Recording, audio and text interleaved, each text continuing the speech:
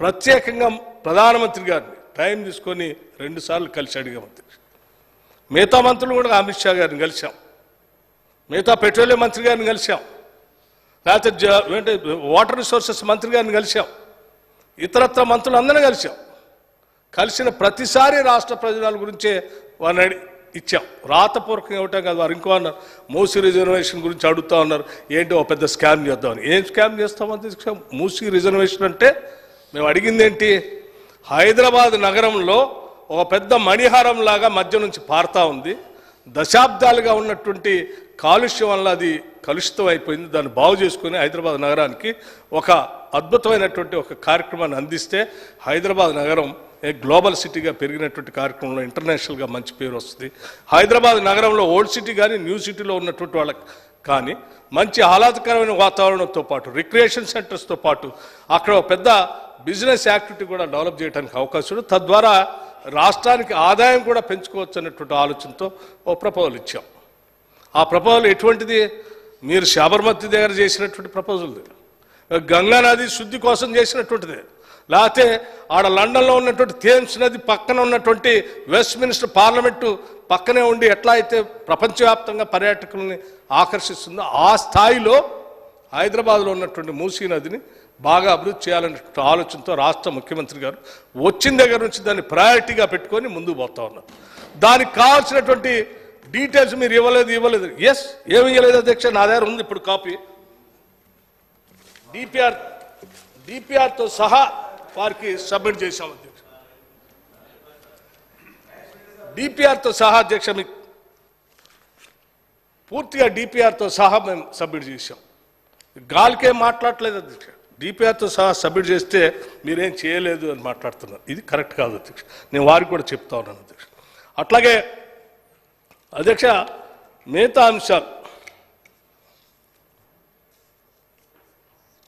కేంద్రం నుండి కోట్లు ఇస్తా ఉన్నాము, మీకేంటి బాధ, చాలా ఇవ్వాల్సినవన్నీ ఇచ్చేసాము, లేకపోతే ఇంకేదో డ్రింకింగ్ వాటర్ స్కీమ్ సంబంధించి ఎంత ఇచ్చాము, అసలు టెండర్లే లేకుండా పనిచేసుకుంటారు. ఎంత మాట అధ్యక్ష ఇది.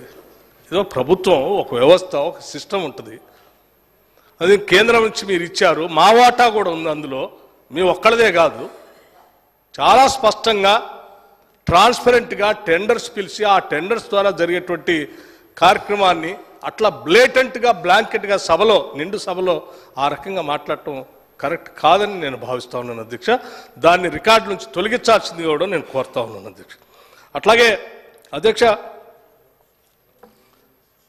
ఈ కార్యక్రమంలో భాగంగా ఐటీఐఆర్ గురించి అడిగాము అధ్యక్ష.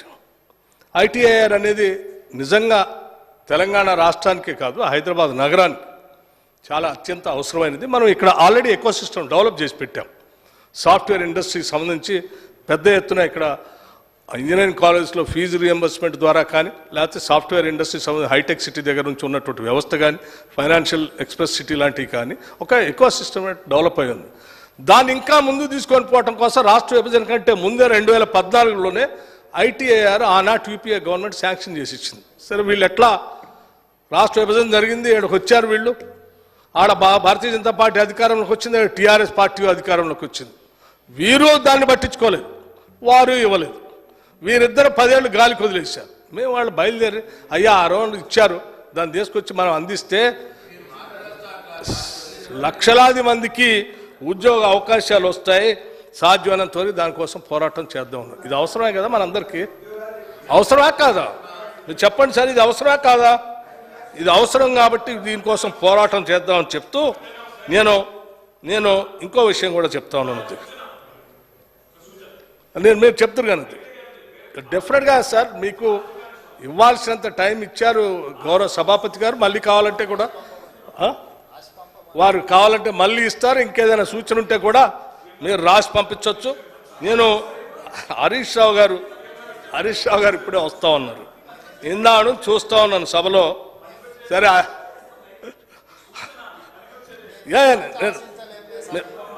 హరీష్ రావు గారు సభలో నేను ఇందాను చూస్తూ ఉన్నాను, మాట్లాడే ప్రతి సభ్యుడికి చిట్టీలు అందిస్తూ ఉన్నారు అధ్యక్ష.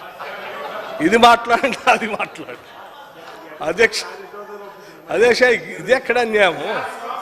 అరే అవతల సీరియస్గా చర్చ జరుగుతూ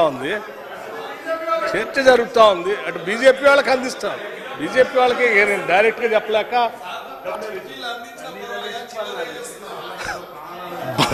బీజేపీ వాళ్ళకి చిట్టీలు అందిస్తా ఉన్నారు అధ్యక్ష. అందిస్తా ఉంటే సరే మా ఇద్దరం అంటే సరే, వారు సీఎం నేను డిప్యూటీ సీఎం, నాకు అందించిన అర్థం ఉంది. మీరేం బీఆర్ఎస్ వారేం బీజేపీ, ఎట్లా అది దానికి పొంతనే కుదరట్లేదు.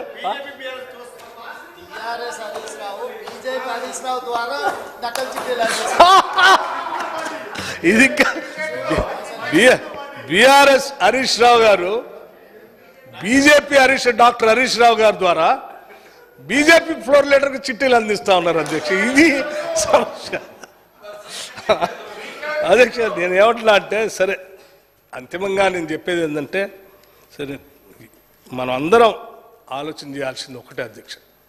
ఈరోజు పెట్టినటువంటి చర్చ రాష్ట్ర ప్రయోజనాల కోసం పెద్ద ఎత్తున ఆలోచన చేసి సభానాయకుడు పెట్టారు. ఈ అంశాన్ని మనం అందరం కూడా సీరియస్ తీసుకొని అంతిమంగా రాష్ట్ర ప్రయోజనాల కోసం